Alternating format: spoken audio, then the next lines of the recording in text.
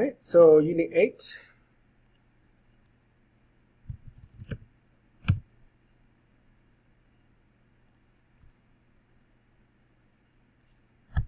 And I create a package in here.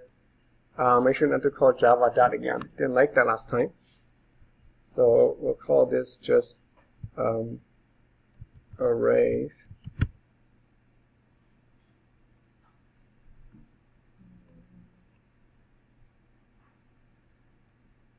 Let's see.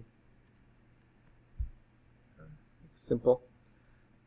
And then our class will be just array examples.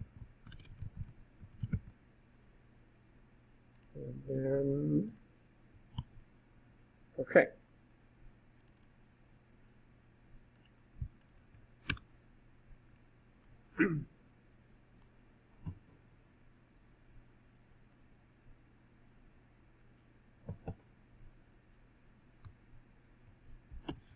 So, declaration.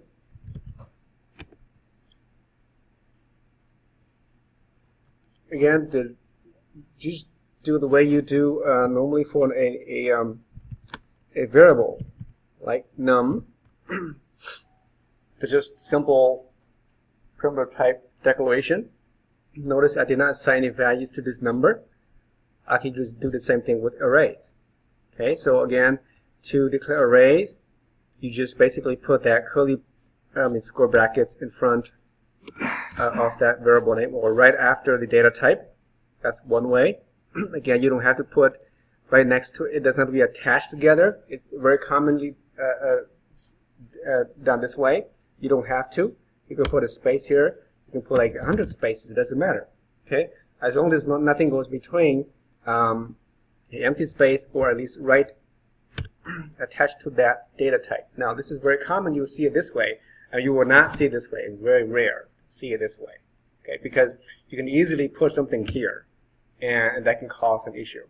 Okay, but just so, because if I do this way, this is now legal because now it's the array called V now, right?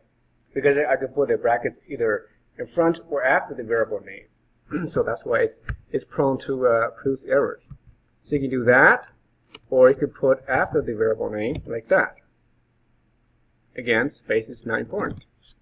Okay, but again, it's prone to error. So don't do that. So I will usually put inside here right next to the end type, and the reason why is because you can see right away. Okay, I don't have to think twice when I see this. If I don't mention that, I have to look at the variable name and see if there's a pair of square brackets there or not. Okay, so it's an easy way to help you see that. Again, that's not part of why they chose to do that way. Just my way of thinking it. So, okay, so this one here we just declare an array called num, and that will exist in RAM somewhere. There's no memory space reserved. Okay, it's just because you didn't assign any data to it. So there's no size. It's just reserve a memory address in RAM. This address here is called XYZ, whatever it is. It's reserved for a variable name called num. Okay, and it won't use any memory until you start assigning data to that array. So again, we're not including any size either. So there's no size. So once I use that as an array, I will either use that nums or numbers. Okay, again, just convention, right?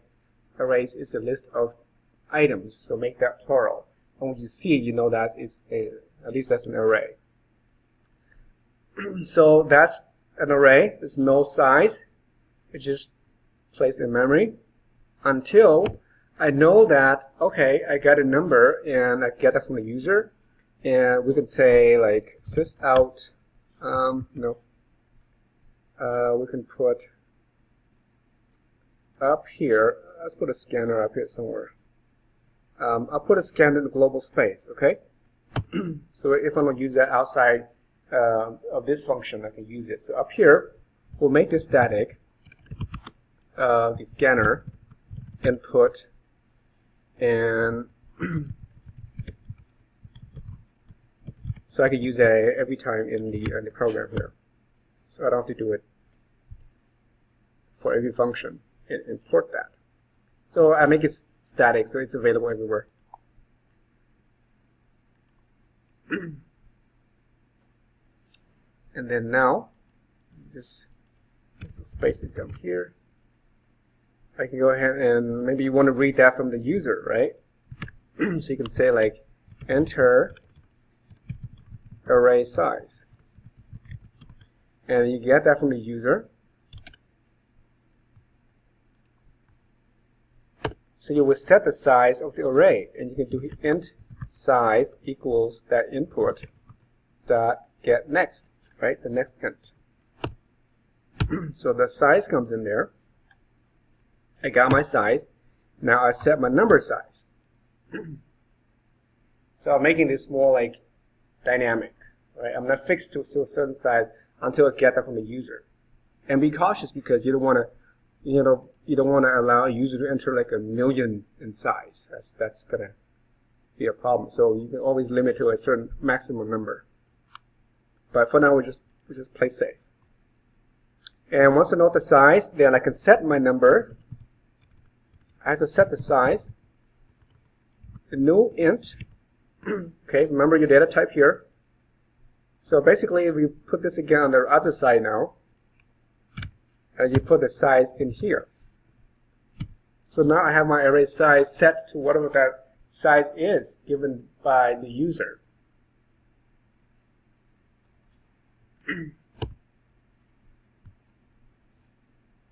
So if I enter 3, then that's the size of 3.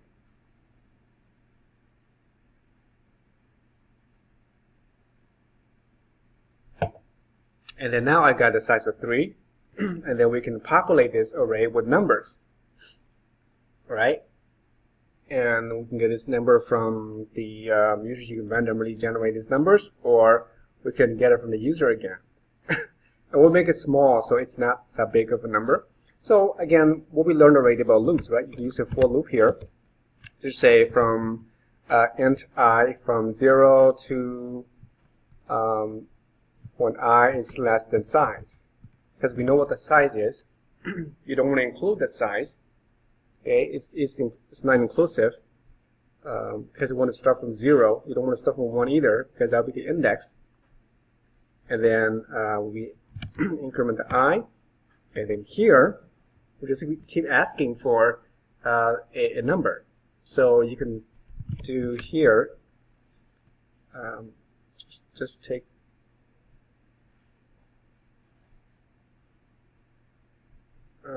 maybe int here, print enter number. Okay. You can read that from user. You read that, and you set it to the array. So it'll be the numbers of I. Okay, numbers of I, and that's how you pronounce it. Numbers of I, numbers of houses of something. That's how you pronounce. That's how you say it in terms of how to read it, I guess. And we'll set that to the input coming from the console.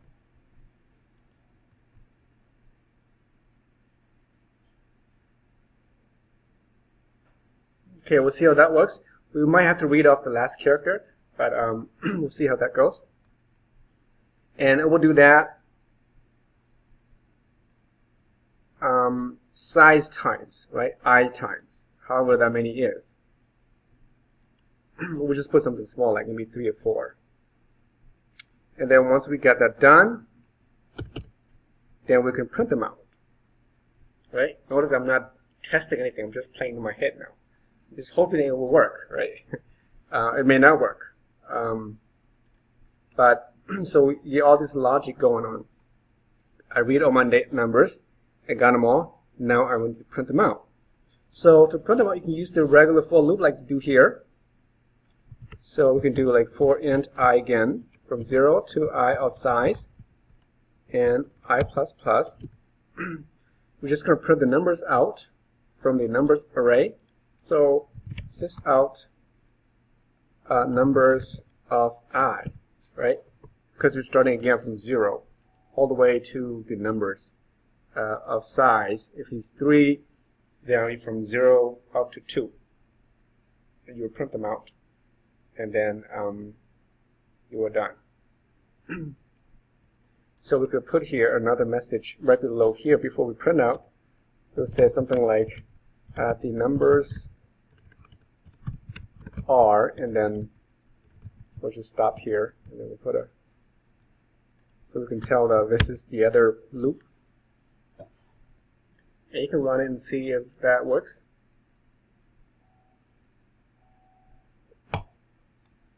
All right, so let's see if there's any errors. Array size, I'm just going to put 3. So enter the number 1. So you can see it's her number. You don't know which number is it. So you could be a little bit more creative, saying enter first number, enter second number, and so on. But this is fine. So just put like 23, 45, and 67. So those are the numbers that we entered. Okay, if we do it again, you can have a different size of arrays. I could choose 5. And again, just put any numbers you want, and then those will be printed. So at least you have a size that can be changed at every time you run the program. It's more dynamic.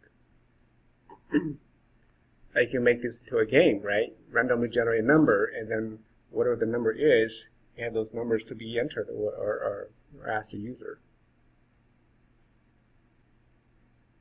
So that's one way to get a different size. If you know the size already, then you would just put that number and it's fixed. Okay? But you're still going to get the same thing. Once you know the size, then from here on, it's the same thing. The only part that's not fixed is because of this number we input from the data, from the user, it's going to be different every time.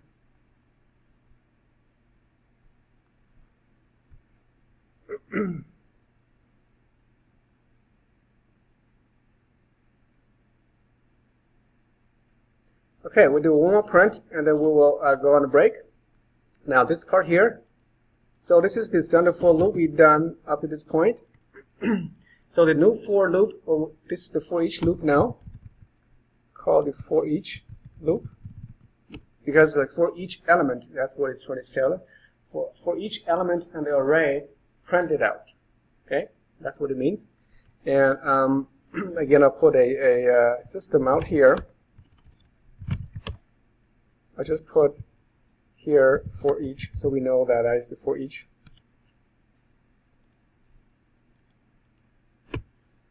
So you do like for, and then like that, okay, a colon between here. So the first part is the data contains inside the array. So what type is it? Again, it has to match the type. It's integer type. So I have to put an integer type of a number, right? Again, this is just a variable name, just like I, doesn't matter what you call it. So usually it's number of numbers. And this is why we name it plural. And then when we get a each is the singular number out of that list. It's very common if you go to other languages like Visual Basic. like JavaScript. You see this a lot for each user and users, for each product and products. Okay, so that now it makes sense when you put this into English phrase. And I'm just going to print out the number, because for each number it says for each number inside the numbers array, print it out. So notice I'm not referencing the numbers of what, because I don't have access to the index. I don't know the index number, right? You can, if you know the index, you can still do that, of course. But why would you do that? If you do that, then you will use this method. Okay? If you don't care about the index, then you just print the content out, then use the for each loop. Okay? So you again save that and run. I'll just use 3 number for simplicity. So 3 numbers, and there they are. I get the same result out from those loops. Okay. Again, this only works for arrays. It does not work for non-arrays. Like if you just print some numbers out, it won't work.